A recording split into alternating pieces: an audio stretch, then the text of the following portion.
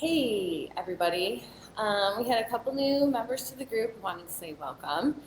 And I thought I would give you some tips about for people who wake up with morning backache, which is super common. And a lot of times, those same people don't want to deadlift because when they try to deadlift, it goes right into their lower back. And again, those same people often just like have total fear of kettlebell swings because it's a hip hinge with momentum, and that in their mind, it seems like a disaster. And if you do have chronic low back pain, it can be a disaster.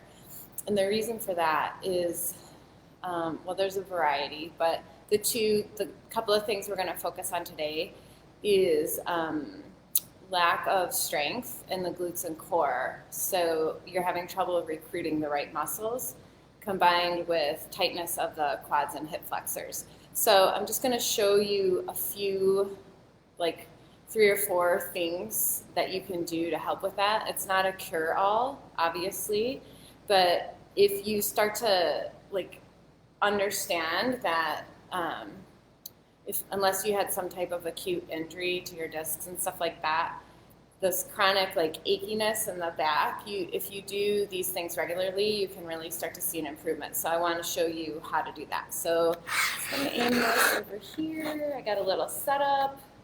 So the first one is just an elevated stretch for your quad and hip flexor. So depending on how tight you are, you can do this much elevation, and this is what I would start with. And you're tucking your tush under, and you're going to feel the stretch here. And tightness here can directly impact your back. That's why I'm suggesting it.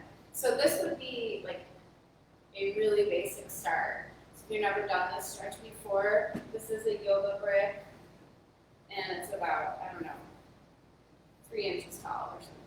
So that's a really basic way to start. If you try that and it doesn't really do much, you can go to this, which is, I can sort of feel this, but for me, because I do this stuff a lot, it's still not too intense. Then if you find that it's still not enough, you can go to something high like this. Now for me, see how close my tush is to my foot, and you can see this is tight because we kind of have to go like that. This is about the level that I would stretch. So everybody's different, and you want to start with the easy one if you've never done this before. That's what I would suggest there. But this tightness here can translate into stuff in your back. So when you do that stretch, it's called the kneeling quad stretch. There's a million names. You want to make sure that your hips are even, so you can put your hands on your hips to help with that. And then you also want to make sure that one hip isn't forward of the other hip. So those are the 2 things here. So you want to start with that stretch. We've gone over foam rolling for the quads before. That's another great combination. And then I'm going to have you grab a mini band, which I've talked about before, and do some glute activation. So first, you're going to just put around your ankles. These mini bands are like $5, guys.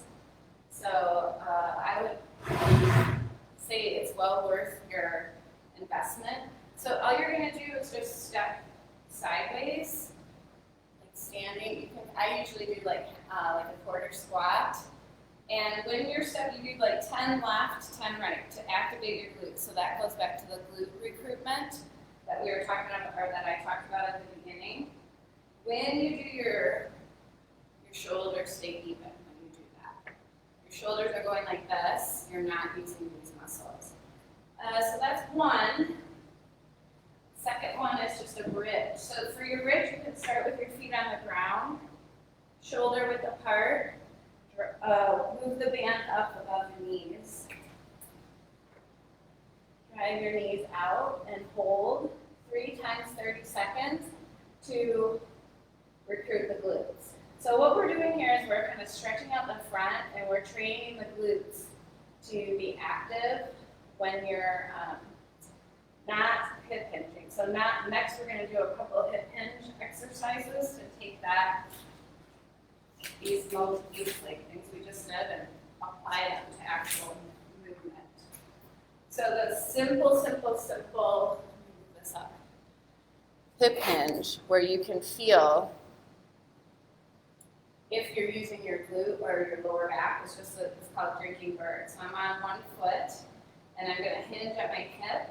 This is the foundation of the deadlift and the kettlebell swing. My weight's in my heels. My back is straight. So what a lot of males and females, but mostly males, will find is as they're going down, when they get to about here, because they can't recruit this and they're so used to using this, they go like that.